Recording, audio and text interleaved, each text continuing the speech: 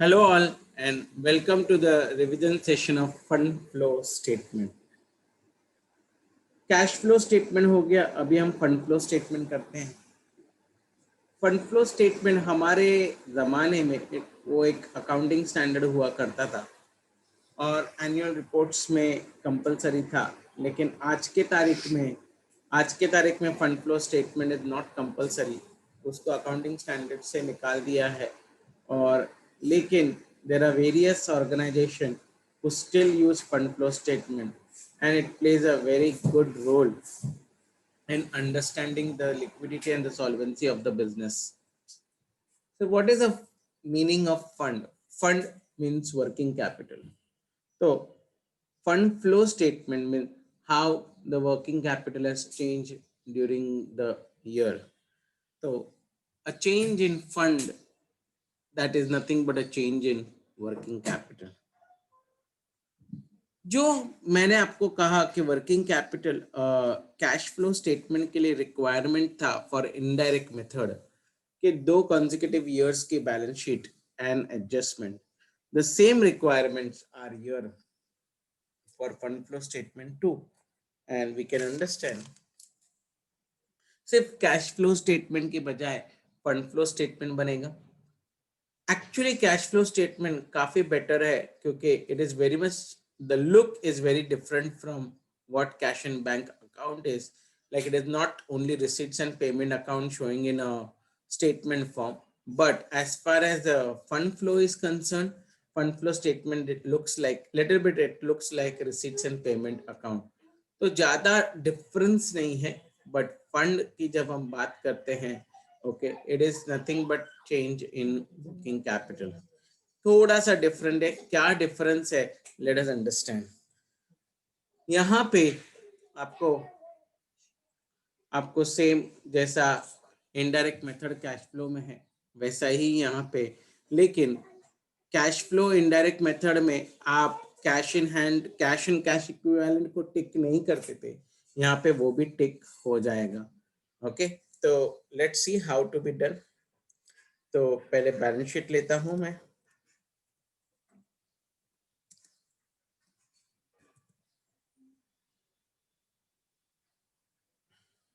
Equity and liability,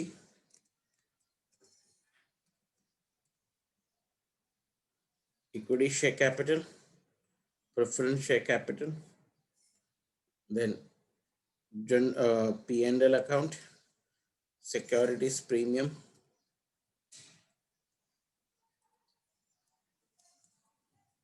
general reserve, then debentures के बजाय bank loan लूंगा,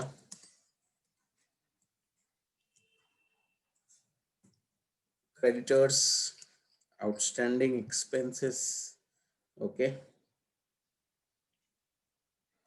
then provision for tax,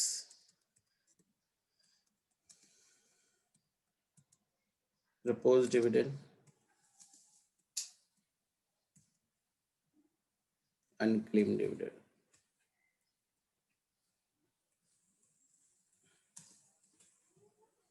I will avoid unclaimed dividend क्योंकि अभी मैंने उसका एडजस्टमेंट आपको कैश फ्लो स्टेटमेंट के लेक्चर्स में सिखा दिया है, तो यहाँ पे मैं अवॉइड कर रहा हूँ क्योंकि हमें रिवीजन करना है।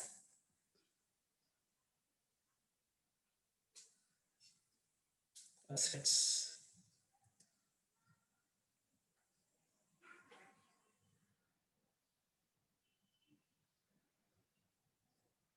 assets में goodwill,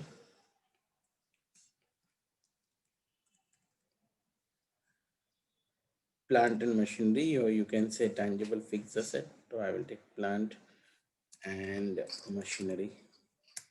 Then investments.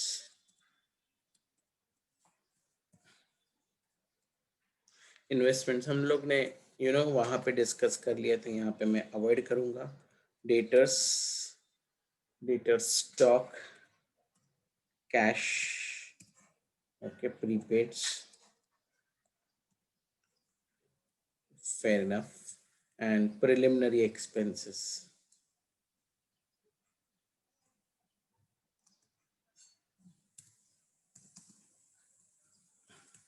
That's all. तो एक पूरी बैलेंस शीट के सारे पॉइंट्स ले लिए हैं ना। क्या करने का, एक स्टेटमेंट बनेगा and that statement is statement of changes in working capital.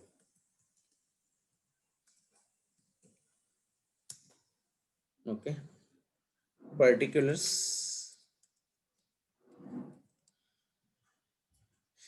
आपको 2 साल का, ये 2 कॉन्जिक्यूटिव ईयर्स का, तो प्रीवियस ईयर का डेटा, करंट ईयर का data,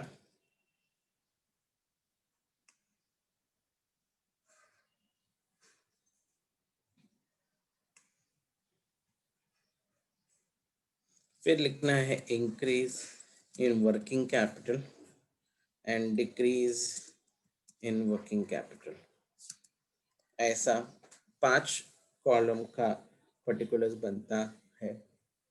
okay, then we start with current assets. मैं स्टॉक, डेटर स्टॉक, ये सब जो भी लिया है जस्ट लिख लेता हूँ।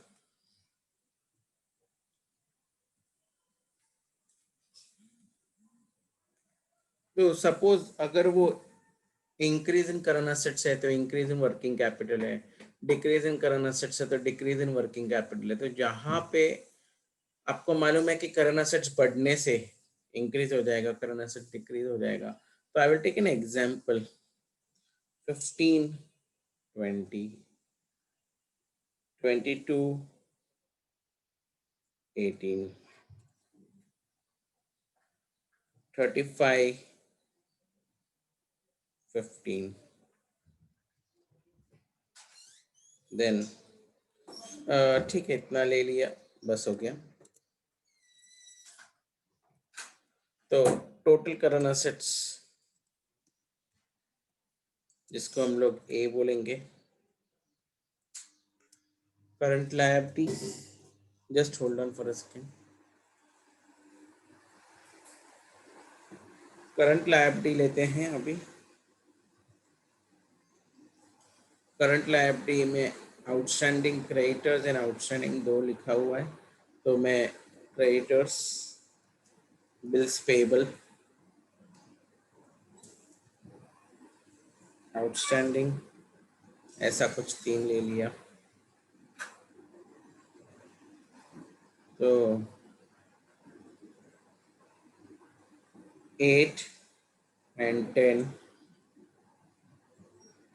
12 and 11, then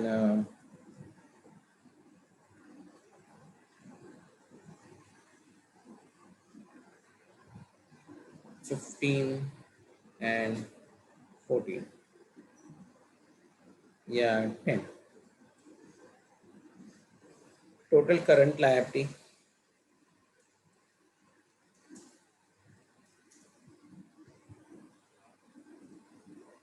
B बता दिया।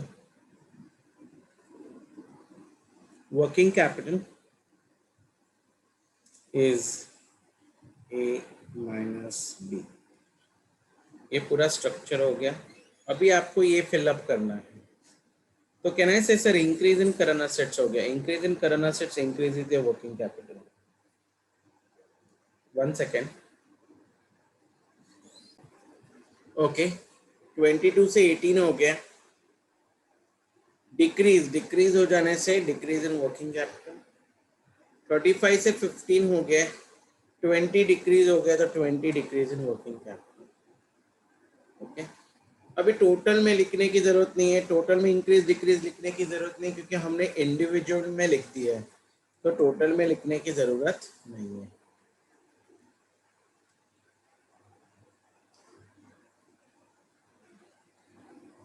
अभी इंक्रीज इन करंट लायबिलिटी मतलब decrease in working capital, then decrease in current liability मतलब increase in working capital. Okay, decrease मतलब इंक्रीज इन वर्किंग कैपिटल।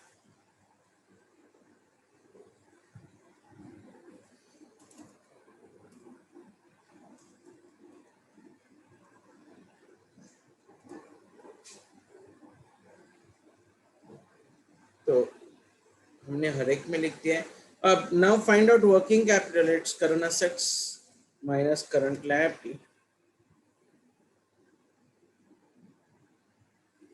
तो क्या हो गया sir, working capital is decreased, कितने से डिक्रीज्ड ढूंढ लीजिए। तो क्या या डिक्रीज है 15, तो यहाँ पे लिखेंगे decrease in working capital. Decrease मतलब डिक्रीज इन वर्किंग कैपिटल है, तो कैन आई से डिक्रीज कॉलम में ना हेवियर रहेगा, मतलब ये कॉलम में ज्यादा रहेगा। किस कौन से कॉलम में लिखने का, इंक्रीज कॉलम में लिखने का। कितना डिक्रीज है 15, तो 15 इंक्रीज कॉलम में लिखा। And now you should total it out. Total मतलब यहाँ पे 37 आएगा, यहाँ पे भी 37 आएगा, और यहाँ पे सम कर दीजिए प्लीज।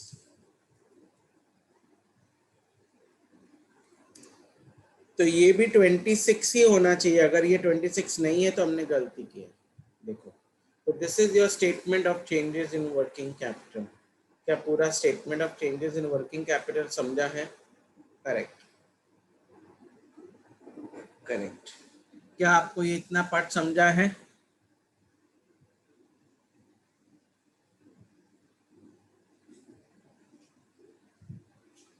ना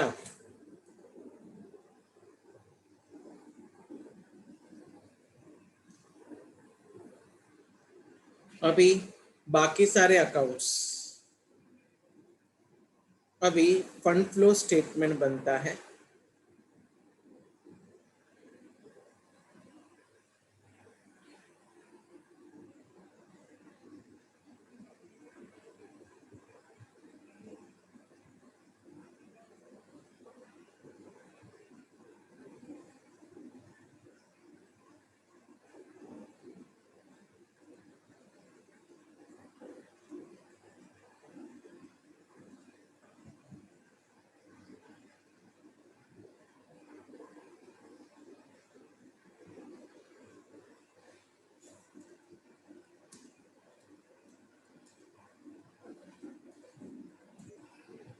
फंड फ्लो स्टेटमेंट,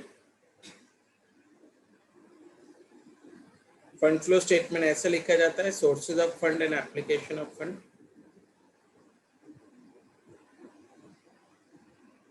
मैं थोड़ा सा पर्टिकुलर सब छोटा छोटा लिखता हूँ, क्योंकि हमें I want to show more of the accounts in the same line, और अमाउंट कॉलम बहुत ही छोटा लिखा है।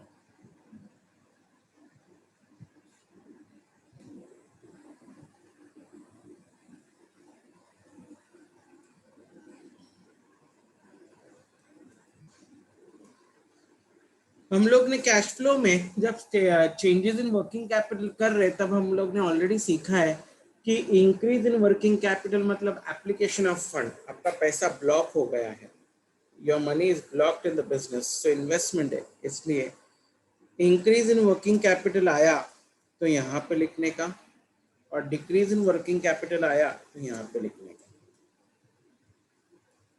तो ये कहाँ से पता चलेगा सर? यहाँ से पता चलेगा, जैसे यहाँ पे है डिक्रीज इन वर्किंग कैपिटल, तो मैं सोर्स ऑफ फंड में लिखूंगा 15,000 या 15 जो भी है वो। तो ये फंड फ्लो स्टेटमेंट बन गया। अभी मैं बाकी सारे अकाउंट्स बनाने की कोशिश करता हूँ।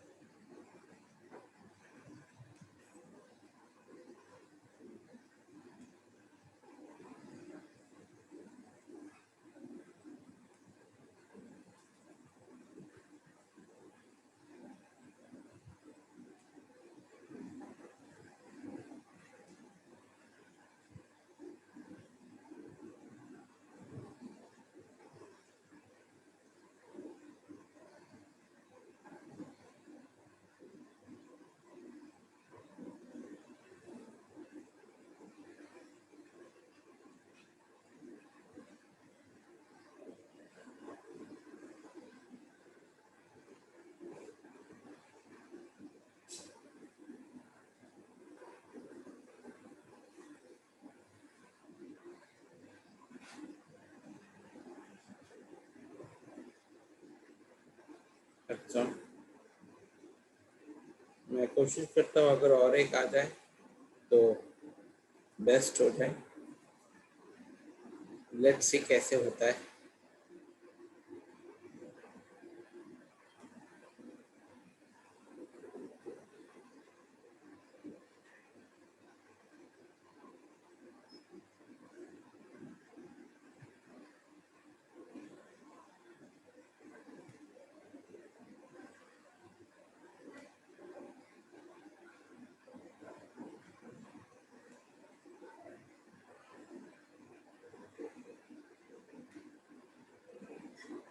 या तो हो गया है।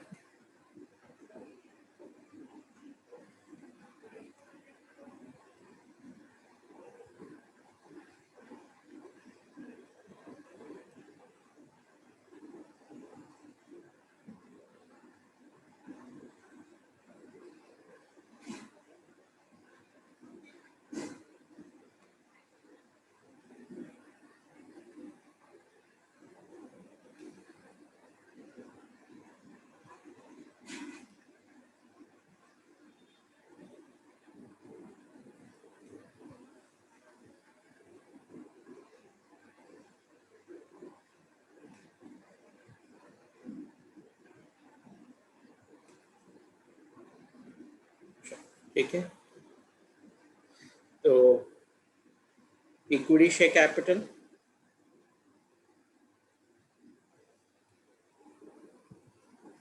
Preference share capital,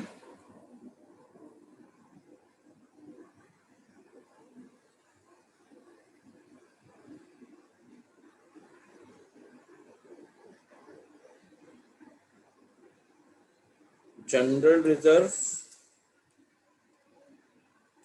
or you can say securities premium,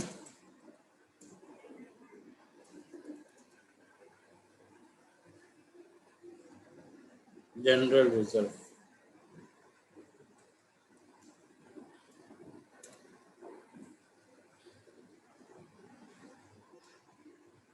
then profit and loss account बनता है यहाँ पे। वो कैश फ्लो के जैसा नहीं, कैश फ्लो में कैश फ्रॉम ऑपरेटिंग एक्टिविटी में ही हम प्रॉफिट एंड लॉस की एडजस्टमेंट करते हैं, यहाँ पे अलग से बनता है। तो पूरा मैं एक कॉलम ले लिया, तो यहाँ पे provision for tax,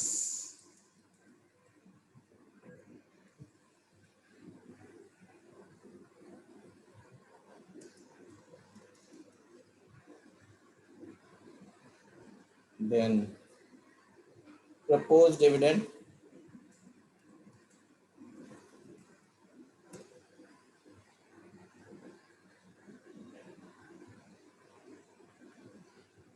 propose dividend के बाद fixed assets, you can say plant and machinery,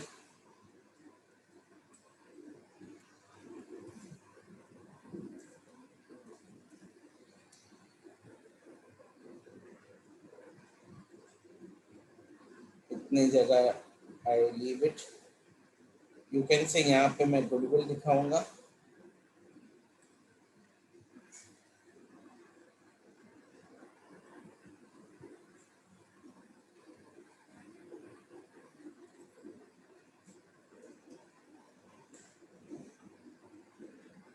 investment नहीं, और यहाँ पे प्रिलिमिनरी एक्सपेंस हो गया, मुझे इतनी ज़रूरत नहीं थी, चलो हो गया है। तो नाउ बाय बैलेंस, और यहाँ पे आएगा टू बैलेंस। तो ऐसा अभी सब जगह लिख लेते हैं जहाँ जहाँ पे बाय बैलेंस आएगा, क्योंकि लायबिलिटी है ओपनिंग, यहाँ पे, यहाँ पे,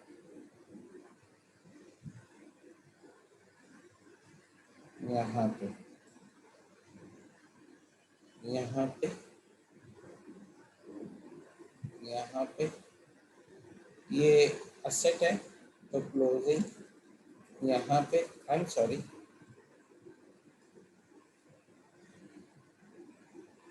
क्लोजिंग है ना, तो क्लोजिंग यहाँ पे आता है, क्लोजिंग यहाँ पे आएगा,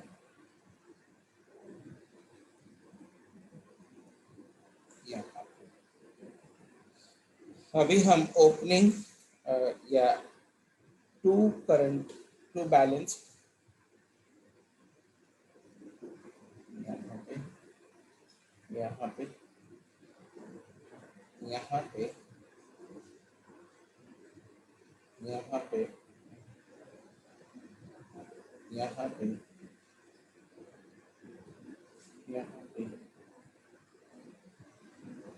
यहाँ पे, यहाँ पे और यहाँ पे आएगा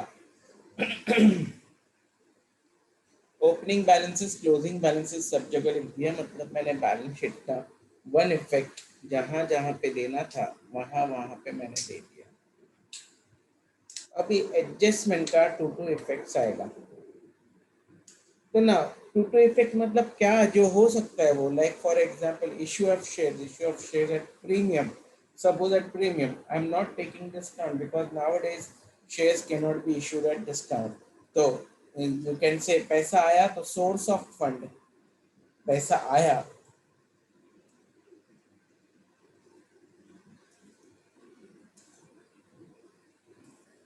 share, you can say debenture also, okay, buy bank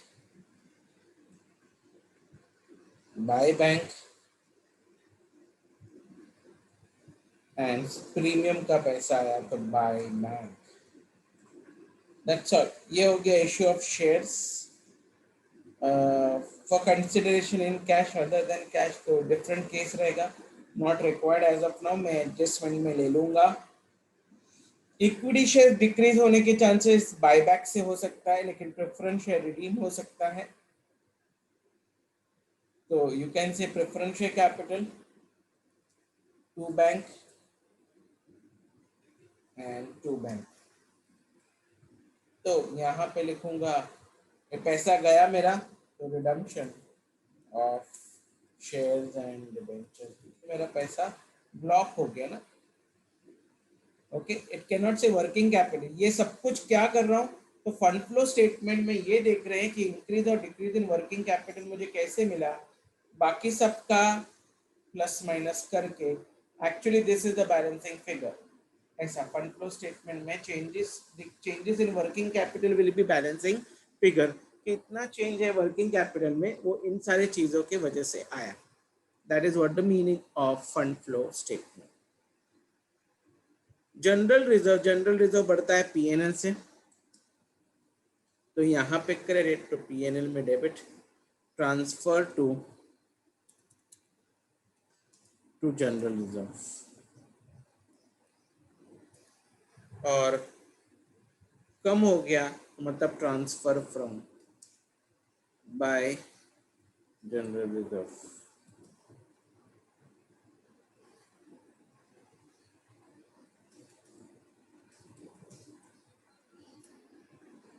okay.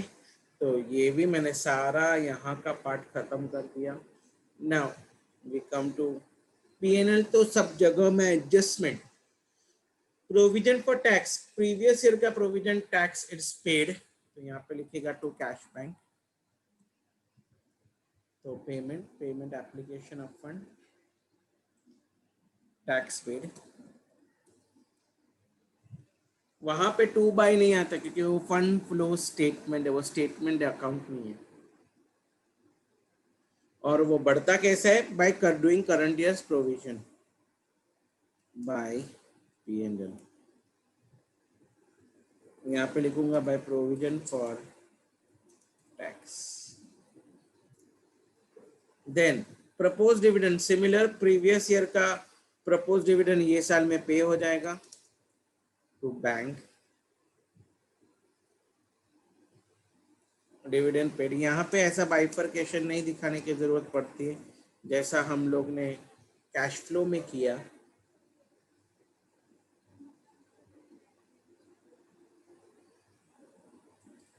Bye PNL, propose हम पीएनएल से करते हैं,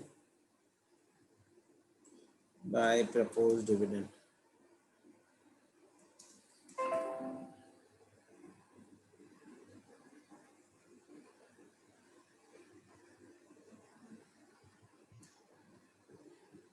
Then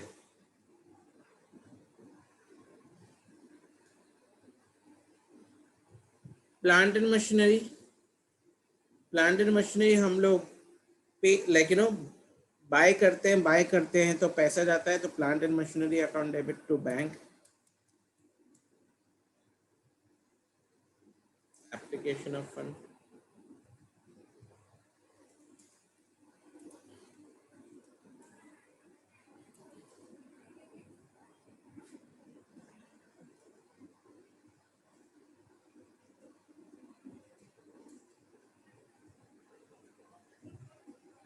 और हम लोग कम कैसे हो सकता है बेचने से, तो बेचने की दो entry by bank and application of fund, क्योंकि पैसा आ गया.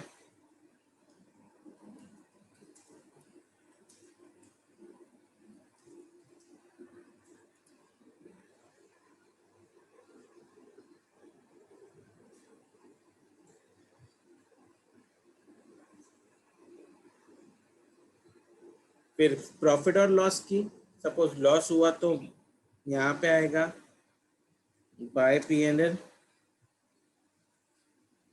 और पीएनएल में डेबिट.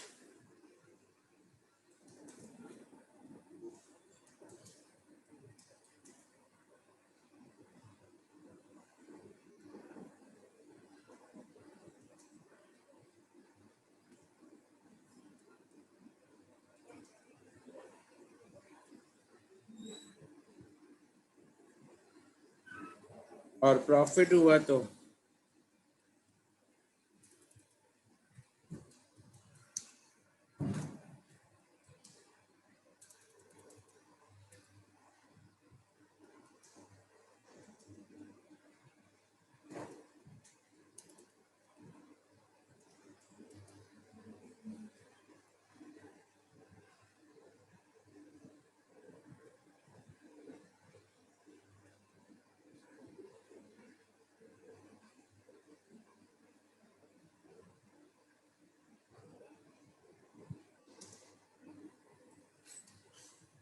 ओके.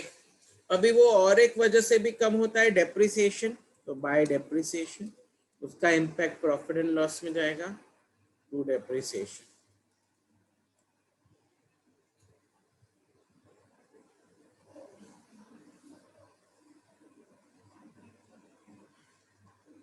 गुडविल,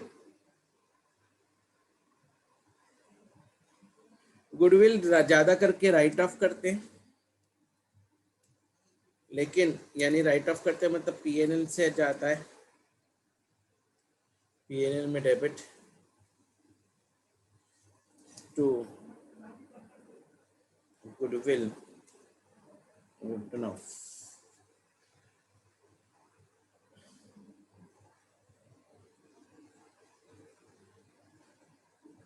सिमिलरली अपना प्रिलिमिनरी एक्सपेंसेस ज़्यादा करके राइट ऑफ होता है, तो बाय प्रॉफिट एंड लॉस, तो preliminary expenses written of.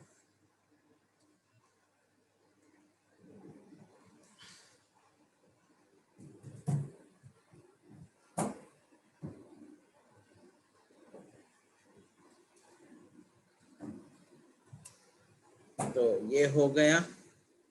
And अभी some hidden adjustment. Hidden adjustment sir, अगर अगर डिबेंचर इंटरेस्ट है, अगर बैंक लोन्स है तो इंटरेस्ट पेमेंट हो सकता है. तो इंटरेस्ट पेमेंट का एंट्री क्या होगा, इंटरेस्ट पेमेंट का एंट्री क्या होगा भैया, यहाँ पे debit on PNL to debenture interest या to interim dividend to preference dividend various. ये कुछ हिडन एडजस्टमेंट हो सकते हैं. एंड दे आर ऑल, पैसा गया तो यहाँ पे जाएगा. Okay, interest payment, interim dividend paid, preference dividend paid. Now बाकी सारे अकाउंट्स क्लोज हो गए except profit and loss account. Profit and loss account में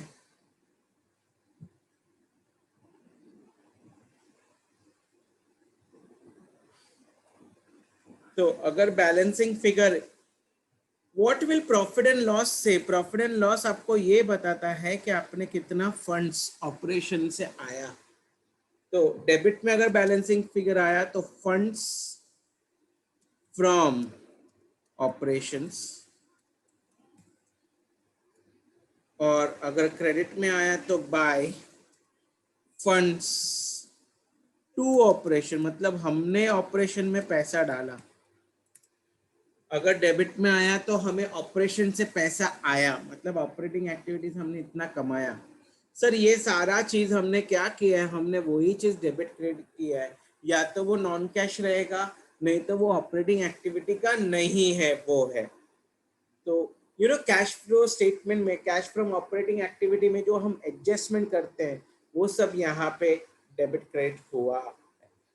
तो balancing figure will be fund from operation. अगर फंड फ्रॉम ऑपरेशन आया debit side में, मतलब पैसा हमें ऑपरेटिंग से इतना कमाने को मिला, और अगर क्रेडिट में है मतलब हमने इतना पैसा इन्वेस्ट किया। तो इसका ऑपोजिट डायरेक्ट इम्पैक्ट जाएगा अपना फंड फ्लो स्टेटमेंट में। यहाँ पे एफएफओ मतलब फंड्स फ्रॉम ऑपरेशन, और एफटीओ मतलब फंड्स टू ऑपरेशन, पीएनएल का दूसरा इफेक्ट। और फाइनली जैसे कैश फ्लो स्टेटमेंट टैली होता है वैसा फंड फ्लो स्टेटमेंट आपका ऑटोमेटिकली टैली होना चाहिए। Is that very clear? क्या आपको समझा है? तो in the next session we will solve the problem. For this right now you can pop it down. Yes, sir. Thank you.